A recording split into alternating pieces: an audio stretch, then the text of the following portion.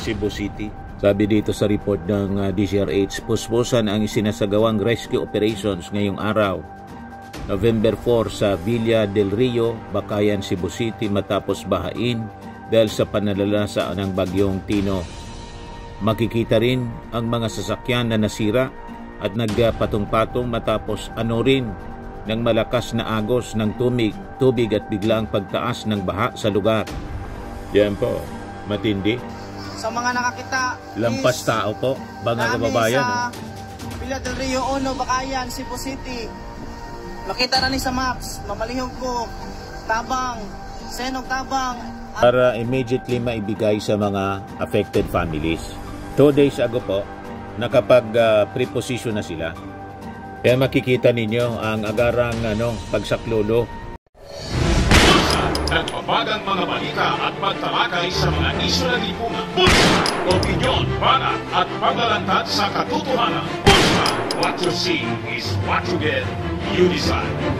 Ito po mga kababayan, si Dante Maravillas. Matindi po yung pagbaha sa Cebu and neighboring provinces dahil sa bagyong si Tino. Ito po yung sa Bakayan, Bakayan, Cebu City. Sabi dito sa report ng DZRH, puspusan ang isinasagawang rescue operations ngayong araw, November 4 sa Villa del Rio, Bakayan, Cebu City matapos bahain dahil sa pananalasa ng bagyong Tino. Makikita rin ang mga sasakyan na nasira at nagpatong-patong matapos rin ng malakas na agos ng tubig at biglang pagtaas ng baha sa lugar.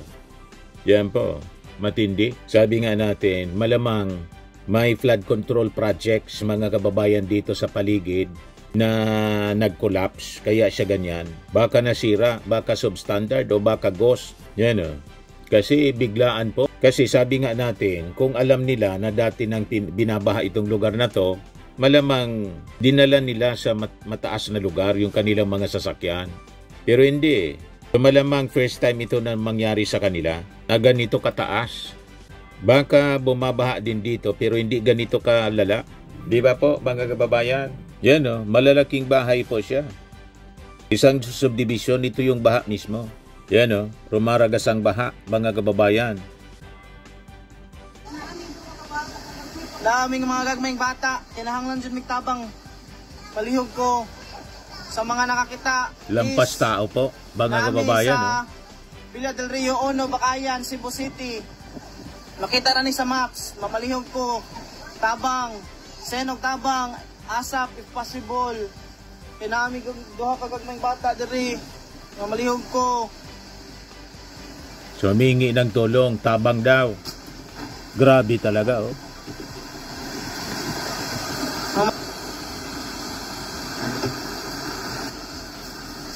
May gani kay second floor among balay. Courtesy po ni Mel Ayencia, live 7 hours ago and published by Sinerdi ng CDOdevelopment.com, Bakayan, Cebu. So matindi mga kababayan yung pagbaha. Rescue ASAP. Need speedboat for rescue kay grabing taasan na sa tubig. Guys,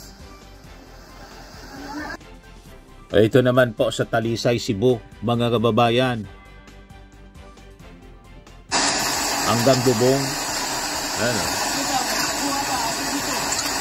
Talisay, Cebu. Grabe.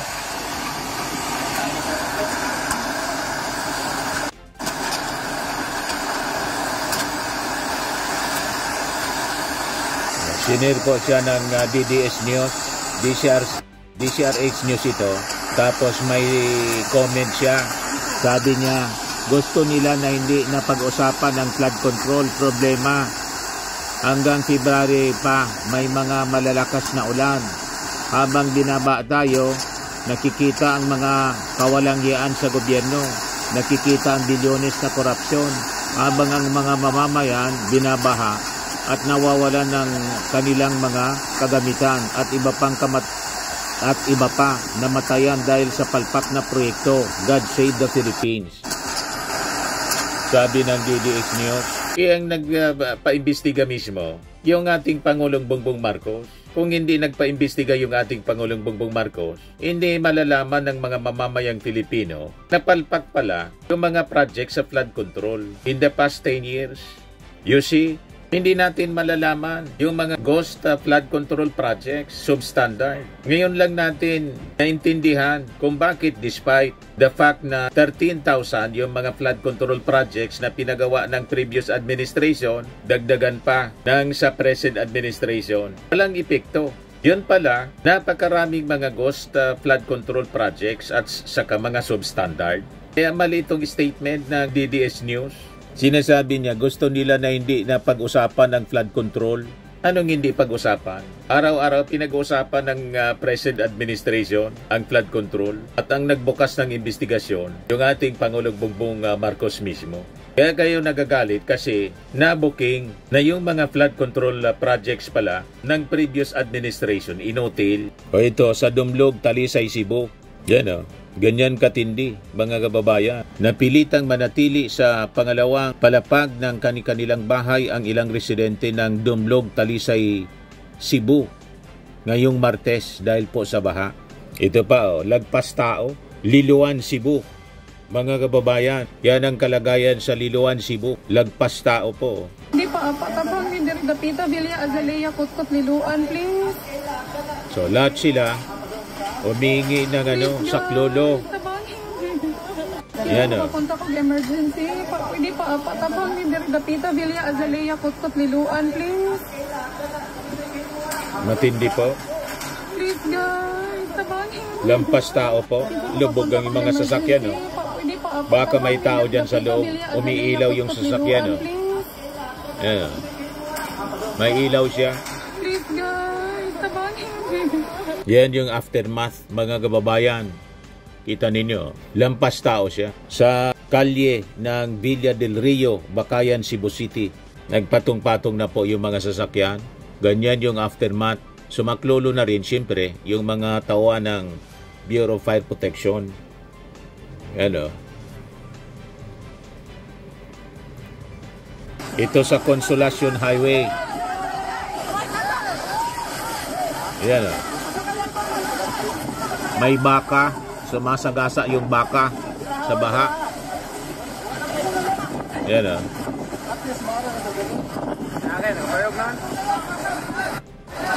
So habang nalasa mga kababayan yung bagyong Tinio, may papasok pang super typhoon. Yan sabi dyan report ng GMA News Online. Ito yung Typhoon Tino. Ito naman yung tropical depression. Potential super typhoon expected to enter PAR sa Friday daw or Saturday, sabi po ng Pag-asa. Outside PAR pa siya, nandito. Ito yung Pilipinas. So sabi dito sa report ng Pag-asa, although not yet within the forecast range of this advisory, the tropical cyclone threat potential forecast from Pag-asa indicates that the possibility of a landfall scenario over the country is becoming more likely. However, the exact landfall location and time remain highly uncertain. Hindi pa sigurado, considering that the forecast is more than 5 days ahead.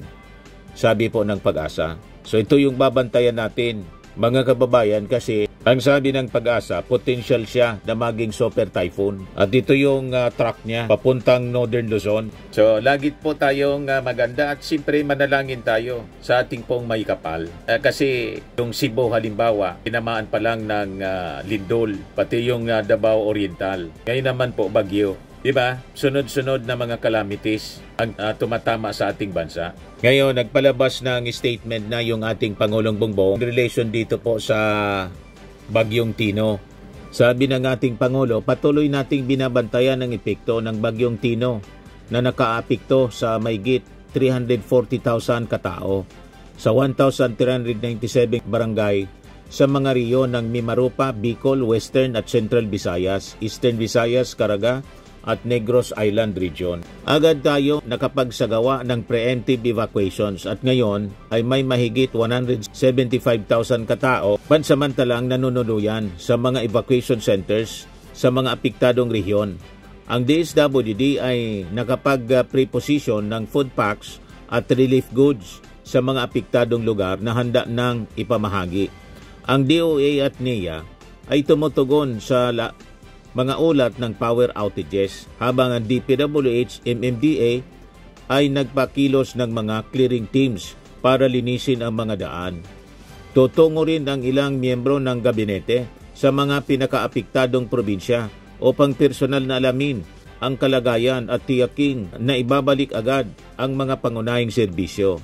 Tinitiyak ng pamahalaan ang patuloy na pagkilos upang mapabilis ang pagbangon ng ating mga kababayan. Manatiling alerto at makinig sa abiso ng inyong mga lokal na opisyal, sabi ng ating Pangulong Bongbong. So ito yung update. Higit 2,000 sako ng bigas ang tinunover ng OCD Region 6 sa lalawigan ng Capiz bilang paganda sa bagyong Tino mula po sa National Food Authority. So ito yung report ng aksyon ng DSWD, mga kababayan. Ito yung mga pagkain na naka-preposition po para immediately maibigay sa mga affected families. 2 days ago po, nakapag-preposition na sila. Kaya makikita ninyo ang agarang pagsaklolo ng ating mga authorities. Bureau of Fire Protection po siya. Sa mga lugar na binaha. Ito yung lugar ng Negros Occidental, mga nasirang kabayan, mga maliliit na bahay. So ang advice ng ating mga authorities, sa ganitong panahon po, lagi lang nakamonitor sa radyo at sa television po sa mga advisories mula sa ating Pag-asa at sa NDRRMC. Okay po, mag-ingat po ang bawat isa sa atin, lalo na itong dinadaanan ng masamang panahon nitong bagyong Tino, para maiwasan natin ang casualty. Ito naman po, Firmax Firming and Lifting Cream, pinapahid po sa mga pulses in affected area. Mainam po sa paninigas ng mga kaso-kasuan. Ito naman po, Automax Radiant Serum. Sa mukha naman yung application, anti-aging po siya. You will look 10 years younger than your age. Sa mga cancer patients naman po, baka lang gusto ninyo itong itry. Neng siya red mixed fruit drink. Hindi mo po siya gamot, food supplement siya. Kaya lang, gawa siya mga kababayan sa goji berry. Yung goji berry may anti-cancer properties. O ngayon, yung mga inquiries ninyo, dumiritso na lang kayo sa aming messenger sa Facebook para masagot namin agad. Ayos pa? Ayos na ayos niya, Mr. Maravilla. Sa mga nagana po ng malinis and spacious fitness gym, pumunta lang po kayo sa aming Colossal Fitness Gym. May Grab car rental din po kami. But anyway, ito po pala yung aming bagong product na binibenta online.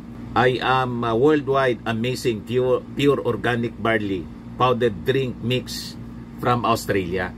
Negosyo to ng aking anak na architect entrepreneur Riz Maravillas. Ayan po. Kontakin na lang po ninyo siya, Riz Maravillas on Facebook. Ang mga health benefits niya, boost immunity, improves digestion, enhance energy levels, packed with antioxidants, prevent cancer. Ito naman po yung bago naming product na binibenta online.